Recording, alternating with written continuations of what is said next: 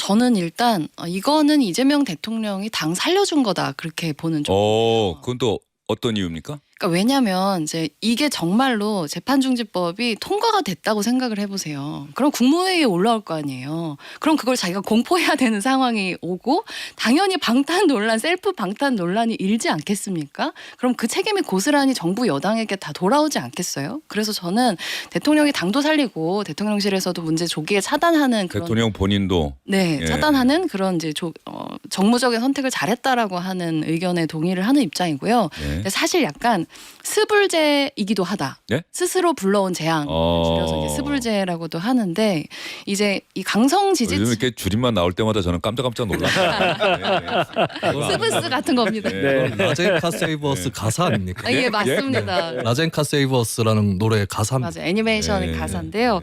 이제 어쨌든 그 강성 지지층에 소구하기 위해서 무리수 두는 문제의 원조가 사실은 이재명 대표 체제 때의 이제 정치 방침이었잖아요. 그런데 지금은 이제 대통령이 되셨고 저는 그때 하던 것보다는 훨씬 그래도 좀 보수 정당으로서의 관용과 절제 내지는 프레지덴셜함 이런 걸 보여주려고 애를 쓰고 있다는 생각은 들어요.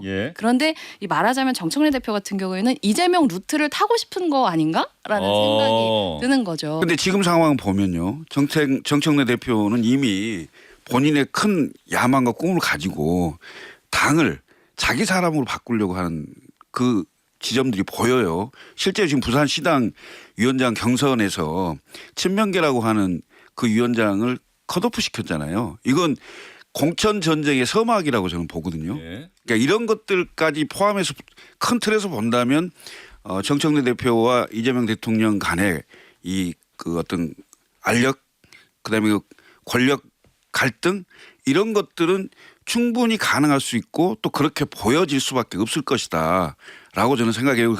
그래서 지금 그 강훈식 그 실장이 직접 나와서 이런 얘기를 꺼내는 것도 물론 그 자체로서 잠재울 것도 있겠지만은 앞으로 당과의 관계에서 확실한 우위를 좀 정리를 해야 되겠다 이런 생각도 있지 않았을까라는 생각이 들고요. 그다음에 실제 의원들을 이제 총괄하는 게 원내대표인데 의원들과 대통령실의 관계는 훨씬 좋습니다. 그리고 이제 당 대표는 실제로 지금 그 당원들 권리당원이라고 그러죠. 민주당 권리당원들에 의해서 그 선출된 분들이기 때문에 이른바 개딸의 영향이 크겠죠. 그래서 정청래 대표와 대통령 간의 인식의 차이가 좀 있을 수 있다. 중간계 친구들 소개해드리겠습니다. 조국혁신당의 윤재관 대변인, 개혁신당의 김철근 전 사무총장, 그리고 정의당의 장혜영 전 의원, 김수민 시사평론가 나오셨습니다. 어서 오십시오. 네, 안녕하십니까. 오늘 날씨가 좋았는데 뭐 윤재관 대변인 뭐 하셨습니까? 열심히 일했습니다. 일하셨습니까? 네. 김수민 평론가는 오늘 방송 출연 많았습니까? 이게 처음입니다. 오늘 네. 그럼 제 집에서 나왔습니다. 종일 집에서 준비하시다가 뭐 준비도 하고 다른 일도 하다가 나왔죠. 다들 이렇게 바쁘시겠지만 그래도 이렇게 날씨 좋은 날이면 좀 가을을 만끽하셔야 될 텐데 얼마 안 남지 않았습니까? 맞습니다. 김철근 전 대변인 뭐 하셨어요 오늘?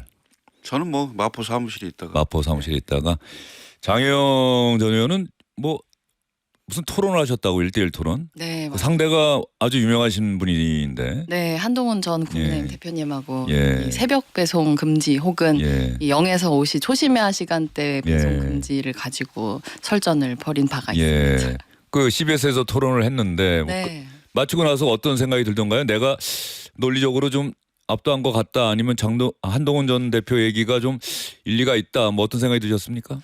일단 한동훈 대표가 그 평소에 얘기하던 소위 그 깐족 화법 있잖아요. 말꼬투리를 특히 잘 잡죠. 네네네. 상대방의. 그 화법을 안 쓰신 게 되게 인상적인 변했다. 토론이었고, 그러니까 이번 토론을 이제 먼저 제안한 게 저였는데 이제 그분이 3차 택배 사회적 대화에 대해서 이제 민주노총에서 안을 제시하니까 그걸 가지고 굉장히 세게 제가 보기에는 진영적으로 매도를 하셨거든요. 그래서 그 부분에 대해서 그런 식으로 사안을 다루기에는 이 택배 과로사 문제가 너무 좀 엄중하니까 진짜 제대로 된 정책 토론 한번 해보자 이렇게 해가지고 성사가 됐던 거라서 서로 자기가 가지고 있는 어떤 주장 그 자체에 좀 집중하는 토론을 하려고 했었다. 생각. 그러면은 상당히 뭐 좀 생산적인 토론이었다 이렇게 평가하십니까? 어떻게 보십니까? 혹시 예. 보셨다면? 김성희 네. 평론가. 예. 저는 사실 그 토론 바로 직전에 예. 제가 방송을 하는 코너거든요. 예. 근데 좀 당일 의외였던 거는 토론 시간이 그렇게 길지 않았다는 거. 한 40분 정도. 아 그래요? 네, 짧았어요. 저는 한 시간쯤은 할 줄 1시간 알았는데. 이상 해야 될 텐데. 네, 그래서 좀 뭐 그 양적으로 한계가 있는 부분이 질적으로도 한계로 이어진 게 아닌가. 좀 더 세밀하게 붙어봐야 될 지점들은 미처 토론에서 소화를 못한 것 같아요. 예를 들면은 이제 장혜영 전 의원께서 계속 주장을 하셨던 것이 이 새벽 배송의 노동을 제한해도 서비스는 어느 정도 유지된다 이 부분이었는데 여기에 대해서 조금 더 실증적으로 양쪽 간에 좀 의견이 오고 가는 것을 봤으면 더 좋았겠다 이런 생각이 들었어요. 그러면 장혜영 전 의원 네. 12시부터 새벽 5시까지 물류 배송은 전면적으로 금지하자. 그런데 물류센터는 기본적으로 돌아간다. 그렇죠. 이렇게 이야기를 하셨잖아요. 네네. 그러면 거기서 일하시는 노동자들은 새벽 근무를 하는 건데 그건 괜찮은 거예요? 당연히 안 괜찮죠. 예. 그러니까 그게 어떻게 그 부분이 저는 딱 보면서 이걸 한번 꼭 물어봐야겠다는 생각이 들던데. 그렇죠. 그러니까 물류센터하고 근데 이 택배 노동자들하고의 문제는 이 심야 근로의 문제, 노동의 문제를 끊어내는 방법이 좀 다르다는 얘기를 드리면 좋을 것 같아요. 예. 그러니까 여기는 택배의 경우에는 이제 두 팀으로 나눠서 주간팀, 야간팀 요렇게 배송을 하는 거잖아요. 근데 이제 요거를 주간 두 팀으로 자동차 업계 하는 것처럼 나누자라고 택배는 그렇게 하면은 심야 노동을 좀 줄일 수가 있는데 여기를 이렇게 줄인다고 하더라도 사실상 물류가 24시간 돌아가는 거는 그냥 계속 그렇게 돌아가는 시스템이란 예. 말이에요. 그래서 여기서의 심야 노동을 제한하려면 사실상 제일 좋은 거는 이길 배송이 기본이 되면 좋죠. 예. 그러면 적어도 주간에 일하고 야간에는 좀 쉬고 이런 식으로 할 수 있으니까. 근데 지금 시스템은 그렇게 되지는 않으니까 이 물류에 있어서의 심야 노동은 어떻게 좀 제한할 수 있을지 대화를 시작해 보자. 이렇게 얘기를 하는 상황입니다. 알겠습니다. 예.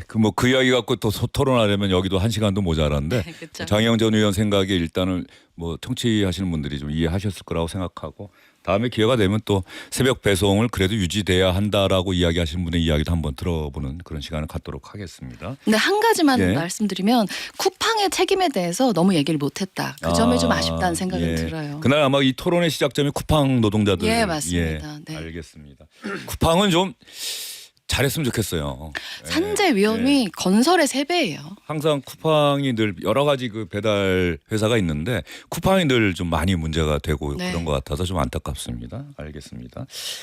자, 저희가 이야기하는 거 이번에 대통령실에서 그 재판 중지법을 중단해 달라. 헌법 정신은 아예 중단되는 게 너무나도 당연하다. 그러니 법까지 만들 필요 없다.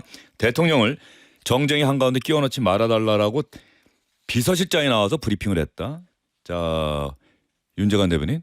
매우 이례적인 현상이 예. 벌어졌기 그리고 때문에 정청래 대표에 대한 강한 불만의 표시다. 이렇게 이해도 됩니까? 어떻습니까? 명청 갈등을 노골적으로 드러내더라도 대통령의 의중을 분명하게 다시는 이게 논란이 되지 않도록 분명히 끊어내겠다라고 하는 의지가 있었지 않겠습니까? 그 의지의 발로라고 생각을 하고 이번이 처음이 아니고 지난 6월 달에도 이 재판 중지와 관련된 법안의 추진과 관련된 얘기들이 나왔을 네. 때도 대통령실에서 이건 대통령의 뜻이 아니다라고 얘기를 분명히 했는데 이번에 다시 돌출적인 이 발언들이 나오기 시작하고 하다 보니 분명히 끊어내야 된다라는 생각을 했던 것 같아요.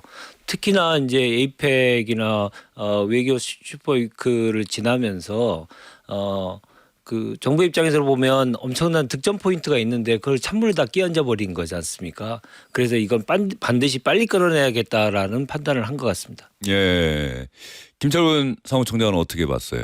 이게 정치에 그러니까 민주당에 계신 분들이 이 문제에 대해서 명청 갈등까지 얘기하는 거는 좀 많이 나가는 거다. 왜냐하면 이미 그런 의사 교환을 통해서 안 하기로 한 건데 무슨 갈등이냐라고 이야기를 하는데 아무리 생각해봐도 저는 대통령실의 비서실장이 브리핑을 통해서 대통령을 정쟁의 한가운데 끼워넣지 말라고 어떤 특정 법안을 얘기하는데 그 특정 법안이 야당이 추진하는 법안이 아니라 여당이 추진하는 법안에서 브리핑하는 건 전 처음 봤거든요.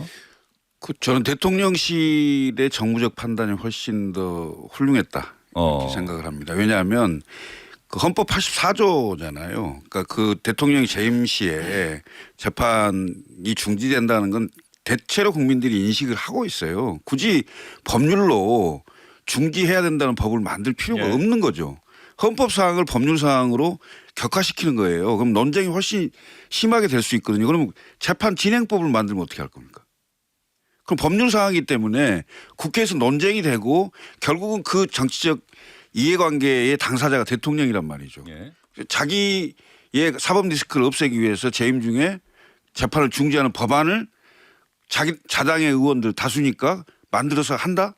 이렇게 하면 완전 완벽한 자살골이 되는 거예요. 제가 봤을 때는. 예. 근데 굳이 안 해도 될 일을 더군다나 APEC이 어느 정도는 좀 성과가 있었다고 그 자평도 하고 대체로 평가가 괜찮은 상황인데 이 상황에서 그렇지 않아도 참이기 때문에 화나 죽겠는데 그래도 최민희 위원장이 위원장 때문에 화나 죽겠는데 민주당에서 대통령을 보호한답시고 이런 법안을 추진한다는 게 정치적으로 정무적으로 완전 자살행위다라고 예. 판단했을 거예요. 그래서 예.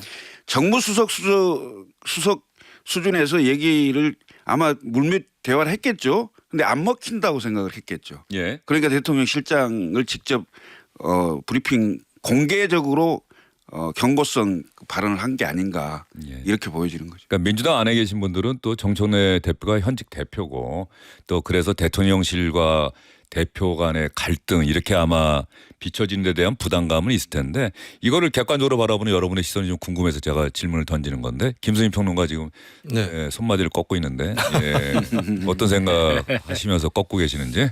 네, 일단 대통령실 입장에서는 이 법안의 추진이 유리할 것이 없다라고 하는 거는 분명히 직시를 한 것으로 보이고 사실 지난 대선 때도 추진을 하다가 접었거든요. 그리고 그때 접는 데 있어서 사람으로 치면은 어떤 사람들이 역할을 했냐면 김영진 의원이나 정성호 현 법무부 장관이나 이쪽에서 대선에 유리할 것이 없다라고 해서 재판중지법을 일단은 추진을 하지 않았습니다. 그리고 어쨌든 헌법 84조에 대해서 논쟁은 있고 네. 거기에 대한 여러 가지 생각도 있을 수 있지만 그리고 제 개인적으로는 사실 재판이 중단된다고 해석하지는 않거든요. 하지만 어쨌든 간에 5개 재판부가 모두 재판 중지를 선택을 했습니다. 그리고 여기에 대해서는 재판부가 하는 결정이기 때문에 헌법재판소에 헌법소원 심판을 청구를 못하게 돼 있거든요. 이런 상태에서 굳이 재판중지법을 꺼낼 이유가 있는가 이게 의문이 들고 그리고 이게 원론적으로도 맞지 않는 게 형사소송법을 개정해서 공판 절차 정지 조항에 대통령의 경우도 끼워 넣는 이런 법안인데 이 원래 법의 취지를 보면 심신상실자나 환자를 위한 법안이에요. 거기다가 대통령을 끼워 넣는다라고 하는 게 애초에 법안의 취지에 맞지 않는 그런 것이라는 원론적 문제를 갖고 있거니와 전략적으로도 바람직하지 않다. 만약에 일단 제가 질문드린 초점은 그 법안의 내용이라기보다는 네. 그러니까 대통령실과 정청래 대표와의 관계 이 부분에 좀 초점을 맞춰서 얘기했으면 좋겠어요. 그러니까 저는 좀 자꾸 믿기지가 않는 게 이재명 대통령의 여당 내 리더십이 벌써 그렇게 크게 악화된 것인가 그렇지 않을 거라고 생각을 하거든요. 저는 이 문제에 있어서 이재명 대통령 측도 책임이 있다고 봐요.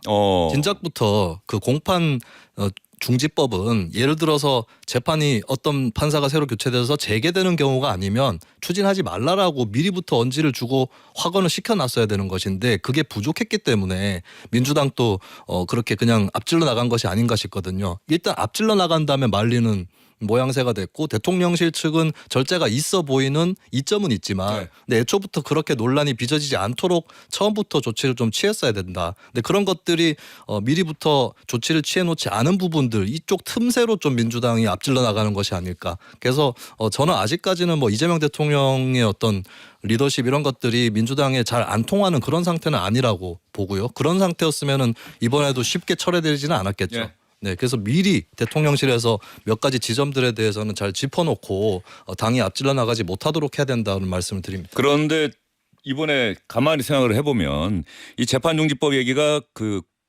민주당 의원 개인의 소신, 생각, 아이디어 차원에서 강하게 제기되어 왔을 때는 대통령실이 이런 입장을 밝히지 않았는데 박수현 수석 대변인이 지난 일요일에 기자들과 만난 자리에서 이달 안에 입법할 수 있다라고 이야기하면서 재판중지법을 국정안전법으로 명명하겠다.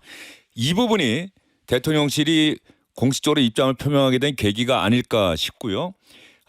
민주당을 지지하시는 분들, 뭐 정청래 대표를 좋아하시는 분들 그리고 또 이재명 대통령을 지지하는 분들 사이에서는 야 이거 갖고 우리 뭐 갈등 있고 싸우는 것처럼 얘기해서는 안 된다라고 하는 건데 분명한 것은 대통령실에서 정청래 대표를 향해서 제발 좀 이런 취지 아니었어요? 어떻게 보세요? 그러니까요. 이 과정 속에서 매우 안타까운 것은 이제 당 지도부라고 하는 게 당 대표 라인과 원내대표 라인 이 두 개 라인이 있죠. 근데 당 대표 라인과 문진석 원내수석 부대표의 얘기, 그러니까 원내대표 라인의 말이 좀 다르다는 거죠.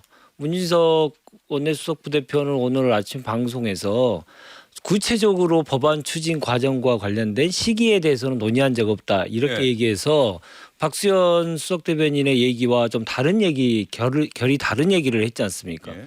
그러니까 당청인데 당에도 두 갈래가 있는 것이죠. 그러면서 국민들이 더욱더 혼란에 빠질 수밖에 없는 구조. 이 구조가 이번에 노출된 게 사실은 가장 큰 문제가 아니었나 싶고 당청 간에 그리고 정부 간에 이 3자가 다양한 이 채널을 통해서 서로 소통하는 게 당연히 그렇게 하면서 국정을 운영하는데 지금까지 이재명 정부가 출범한 이후에 그 채널들이 잘 가동되고 있는지 이 부분에 대해서는 심각하게 한번 점검을 해봐야 된다. 저는 그렇게 생각합니다. 장혜영 전 의원은 어떻게 생각하셨어요? 이 사안에 대해서?